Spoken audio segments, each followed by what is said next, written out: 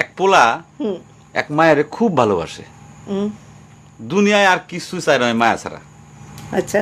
কিন্তু মায়া পোলাডারে পছন্দ করে না। ওহো। অনেক চেষ্টার পর মায়া সে পোলাডারে কইল যে ঠিক আছে, হ্যাঁ। আমি তোমারে ভালোবাসতে পারি, হ্যাঁ। আমার একটা জিনিস আইনা দিতে হবে। কি রে? পোলাটা তখন কইল যে তোমারে পাওয়ার লিগা আমি দুনিয়ার যে কোনো জায়গা থেকে যে কোনো জিনিস আইনা দিতে পারি। হ্যাঁ হ্যাঁ।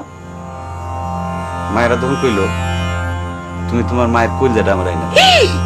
কি কি কি কি শুনোই না, কি গল্প শোনালি দিদু? পোলা তখন দৌড়াইতে দৌড়াইতে তার মায়ের কাছে গেল।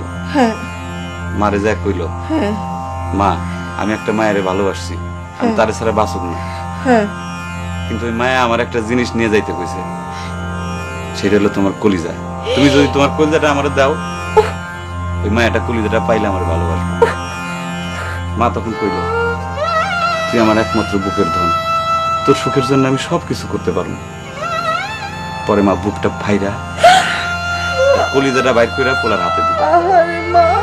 পোলাটা কলিজাটা হাতে পাইয়া যে কি খুশি, মা দৌড়াইতেছে দৌড়াইতেছে দৌড়াইতেছে, দৌড়াইতে দৌড়াইতে হঠাৎ রাস্তার মধ্যে উষ্টা খাইয়া পড়ে গেছে।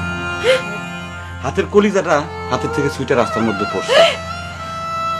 তখন মায়ের কলিজাটা কইতাছে ব্যথা পাইছো বাজান? মা